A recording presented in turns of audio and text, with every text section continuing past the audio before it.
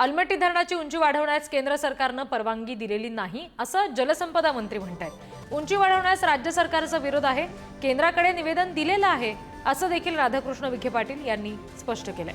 धरणाची उंची वाढवण्याची मागणी कृष्णा खोरे विकास लवादासमोर केलेली आहे असं विखे पाटील म्हणतात।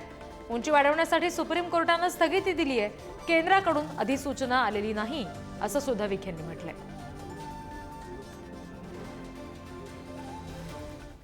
तेलंगणा राज्य ज्यावेळी स्वतंत्र झालं तर त्यांनी सांगितलं की या लवादाचा निर्णयाचा परिणाम आमच्या राज्यावर सुद्धा होणार आहे। आता मी नवीन राज्य असल्यामुळे याचं पुनर्विलोकन झालं पाहिजे अशी त्यांची मागणी होती आणि त्या मागणी अनुसरून माननीय सर्वोच्च न्यायालयानं आता त्या निवडाला स्थगिती दिलेली आहे आणि त्यामुळे या स्थगितीमुळे कुठल्या प्रकारची याच्यामध्ये अधिसूची केंद्र सरकारनं काढलेली नाहीये।